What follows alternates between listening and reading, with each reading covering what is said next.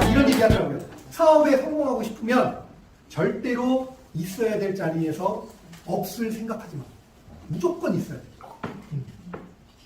그래서 G4 트립 하잖아요. 뭐 G4 트립 하면 G4를 달성해서 꼭 참여를 하고, 그 다음에 8월에는 G6 이상 에리버리의 스튜디오 가거든요, 라스베가스.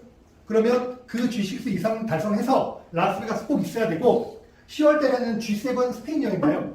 그러면 G7 이상 달성해서 10월 달에 스페인에 있으면 돈이 목표가 아니라 그 상황에 맞는 직급을 목표로 하면 돈을 당연히 벌게 돼 있어요. 절대 돈이 목표가 되면 안 돼요. 그러니까 제가 항상 얘기하는 거 똑같이 얘기하더라고요. 숫자에 갇히지 말라고 얘기해요. 숫자에 갇히지 마. 숫자에 갇히지 마. 세 번째는 이제 파울로. 파울로는 토요일 날 따로 만났어요. 토요일 오전 11시에 두바이몰에서 따로 만나서 브로커 그룹에 대한 얘기를 들었어요. 3시간 정도. 근데 브로커 그룹에 대한 얘기만 들은 게 아니라 왜 파울로가 고글로벌의 사장을 맡았는지 그 이유부터 들었어요. 그게 더 진짜 이유더라고요. 파울로가 전 세계 네트워크 마케팅 소득순위 1위 아니었어요. 한 달 평균 18억을 벌었어요. 오메가 프로에서. 네. 한 달 평균 18억. 엄청나게 벌었죠. 그런데 전 세계 네트워크 마케팅 소득순위 1위가 굳이 문제 있는 회사의 사장을 맡아야 될 이유가 뭘까요? 돈은 차고 넘치게 더 벌어요. 근데 고글로벌 사장이 되기까지 많은 일이 있었고요. 사장 맡을 생각도 없었대요. 네, 생각도 없었고, 처음에는 파울로의 스토리가 어떻게 되느냐, 20살에 아프가니스탄으로 파병을 가는 군인으로 지원을 해서 직업군인으로 일을 했다고 합니다. 그렇게 6년 동안 군 생활을 했대요. 아프리카 파병을 마지막으로 군인을 그만두고 네덜란드 암스테르담에서 살았거든요. 암스테르담에서 부인인 아미라와 같이 옷가게를 차렸대요. 옷가게를 차렸는데 쫄딱 망했대요. 군대에서 모아놨던 돈 다 날리고 쫄딱 망했는데, 그 쫄딱 망한 그 시기에 지인으로부터 네트워크 마케팅 권유를 받게 됐다고 합니다. 프리젠테이션 들어가는데 그게 뭐였냐? ACN이었어요. ACN이라는 회사. 우리나라에서의 ACN은 조금 퇴색됐지만 다른 나라에서의 ACN 사업은 되게 좋은 사업이에요. 왜냐하면 전기세, 수도세 이런 게 민영화가 되어 있기 때문에 그런 거를 나를 통해서, 만약에 저를 통해서 선생님께서 전기세, 수도세 이런 거를 ACN 회원 가입해서 지불하겠다 하면 그 지불하는 퍼센테이지가 일부가 다 들어가요. 전기세, 수도 다 쓰는 거잖아요. 그러니까 다른 나라에서는 ACN 사업이 되게 좋아요. 근데 우리나라에선 민영화가 안 돼 있어서 못해요. 그렇게 6개월 동안 엄청난 자제하지 않고 노력을 했더니 ACN 최고직급자가 됐어요. 6개월 만에. 저 ACN에서 되게 잘 됐대요. 되게 잘 되다가 갑자기 회사가 샴푸를 출시하더래요. 샴푸가 3종 세트였는데 하나는 중국의 약초가 첨부된 탈모 샴푸였다고 합니다. 근데 이런 얘기 하더라고요. 여러분 제 머리를 보세요. 저는 회사에게 배신당했습니다. 그래서 이게 무슨 탈모 샴푸냐고. 그때는 자기가 20대였는데도 머리가 계속 빠졌대요. 그러니까 이런 걸 누구한테 어떻게 권하느냐 라고 해서 ACN에서 나왔다고 합니다.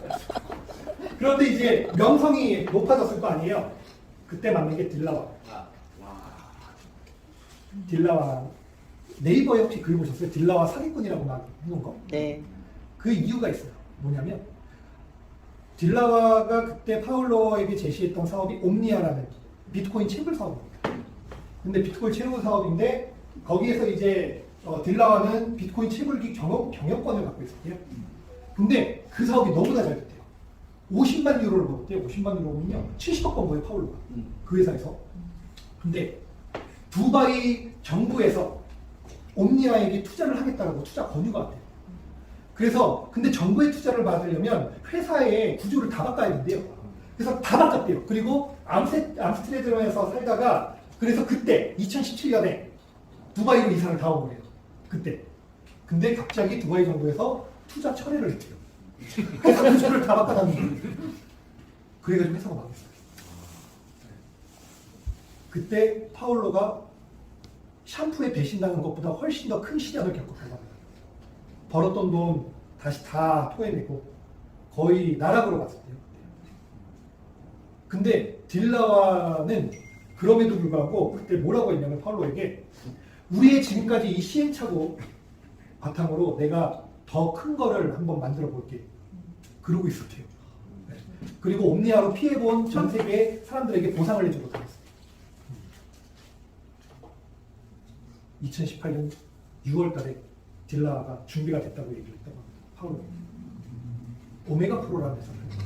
여기는 안드레아스라는 IT 금융계의 천재적인 재능을 갖고 있는 친구와 그리고 금융에 있어서 지금 본인의 회사도 운영하고 네트워크 마케팅에 엄청난 경험이 있는 마이크 심스라는 사람이 합류를 할 거야. 다시 한번 해보자.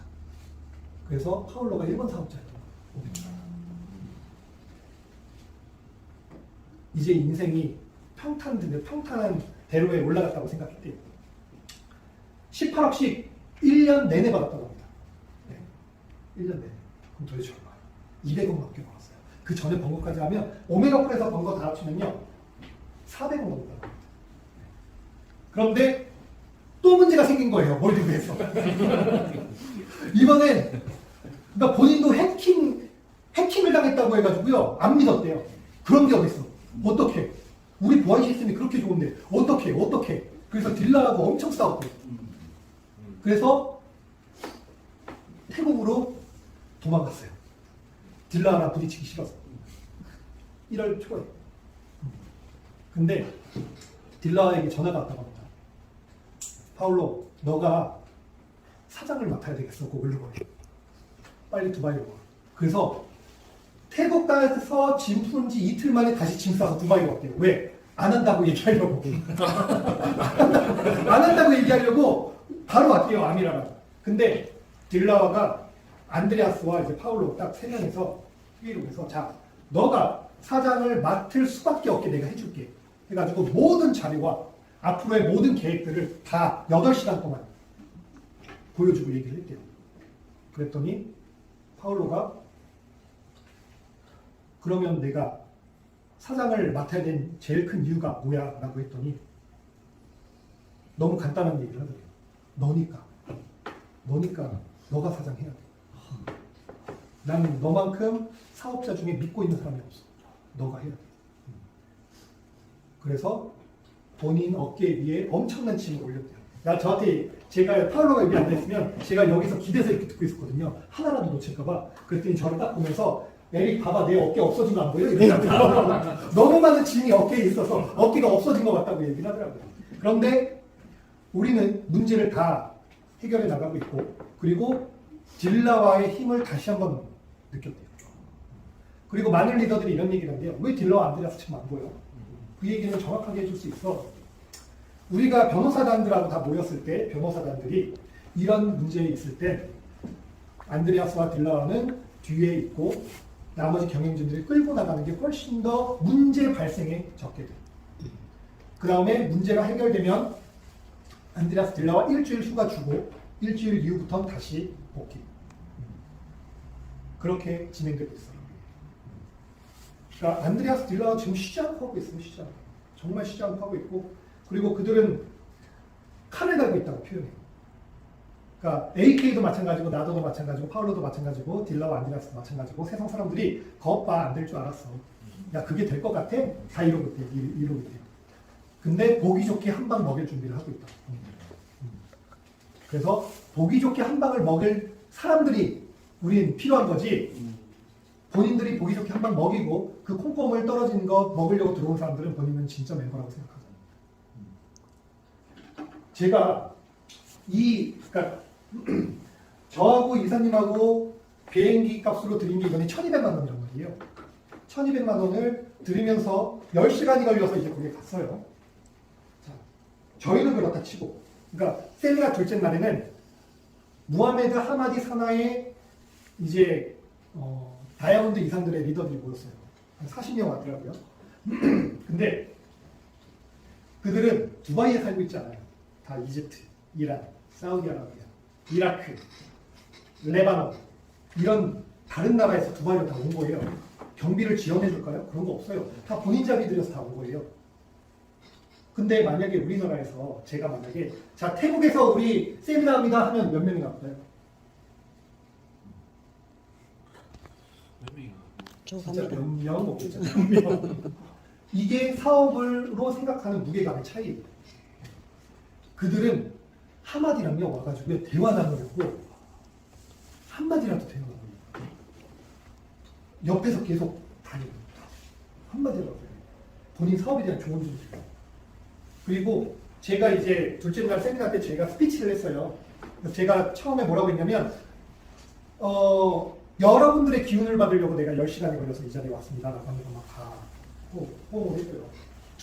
그리고 이런 분위기인지 알기 때문에 내가 여기에 왔습니다. 근데 대부분의 사람들은 내가 기운을 받고 좋은 정보를 얻고 이러려면 내가 내 돈을 내서 움직여야 되는데 우리나라 사람들은 그게 안 돼 있어요. 네. 그냥 있는 그 자리에서 모든 걸 다 받으려고 하기 때문에 힘들어요. 근데 그들은 비행기가 100만 원 들여서 호텔비 일주일 동안 100만 원 들여서 그렇게 와 있어요. 한마디가 출국하기 전까지 아무도 안 움직여요. 대단히 그거. 그러니까 파울로가 그 얘기하려고요. 지금 잘 시간 없어. 모멘텀이라는 게 만드는 거지 생기는 게 아니야. 근데 모멘텀을 만드는 사람들이 돈을 버는 거지 그걸 누리는 사람들은 돈을 얼마 못 받아. 지금 근데 우리는 그럴 시기야. 5월달 잠잘 생각하지 마. 어떻게 잠이 와? 그러면서 성공하고 싶다는 얘기를 해? 성공하고 싶다는 얘기도 하지 마. 돈 벌고 싶다는 얘기도 하지 마. 그건 돈에 대한 자세가 안 돼 있어. 본인은 머리가 다 빠짐에도 불구하고 농담 삼아 본인은 머리가 계속 빠짐에도 불구하고 사업을 한순간도 생각 안 한 적이 없다. 잠잘 생각도 안 했다. 그렇기 때문에 지금의 이 위치에 왔다. 왜냐면 파울로가 저보다 3살 어려요. 37. 40, 38, 37, 47. 그래서 정말 우리가 안일하게 생각하고 있는 부분이 크구나라는 걸 이번에 많이. 그러니까 제가 동기부여를 너무 많이 받았어요. 동기부여를 너무 많이 받았어요. 그래서 그거죠. 자, 올해 연말에 모두 진짜 잠 안 자고 이랬더니 이렇게 됐어요라고 그렇게 한번 우리 다시 한번 그렇게 해서 만나보자. 후회 없는 올해를 한번 보내면 내년은 더 기대가 될 거야. 이게 대부분 아무것도 안 하고 뭔가를 유행을 바라는 그런 삶보다 정말 열심히 했는데 와 이렇게까지 했는데 내년은 좀 더 잘 될 것 같아 라는 그런 기대를 남기자라고 하더라고요. 그래서 파울로가 애가 셋이에요. 첫째 딸이 같이 왔어요. 근데 이 녀석이 생일이 언제야? 너 몇 살이야? 그랬더니 7살. 근데 내일 8살 돼 그러더라고요. 그러니까 생일이 이제 그 다음 날이었던 거죠. 저번 주 일요일이었던 거죠. 근데 계속 그러니까 아미라가 막내를 낳은 지 3달밖에 안 됐거든요. 부인이. 그러니까 지금 둘째와 딸난쟁이가 집에 있는 거예요. 그러니까 큰애를 데리고 온 거예요. 여느 아빠들이랑 똑같죠. 큰애 데리고 왔는데 큰애가 계속 그 리더들이랑 얘기하고 있는데 파울로가 자꾸 뒤에서 똥집을 해요. 파울로를 계속 똥집해. 그래가지고 제가 데려와다가 자 내가 놀아줄게 해가지고 던지고 놀았어. 근데 재밌다고 이걸 계속 해달라는 거예요. 계속 던지고 있고 파울로는 앞에서 얘기하고 있고. 근데 생각해보세요. 어느 사업에서 사장하고 이렇게 가깝게 사업을 할 수 있는 기회가 있겠어요? 지금이니까. 네. 지금이니까 그런 거고 지금이 아니면 가까이 가지도 못해요. 네. 딜라와 회장님은 딜라와 안드레아스하고 제가 2021년 11월에 두바이에서 이제 회의 테이블에서 회의를 했단 말이에요. 그때 아니었으면 만나지도 못했어요. 그렇게. 그때 아니었으면. 네. 그 작년 1월부터 보디가드들, 덩치 산만한 보디가드들하고 맨날 같이 다녔단 말이에요. 그러니까 이게 기회가 왔을 때 우리가 잡아야 돼요. 그러니까 내년에 하면 되지, 다음 달에 하면 되지, 이런 거 없어요. 지금 해야 돼요. 지금.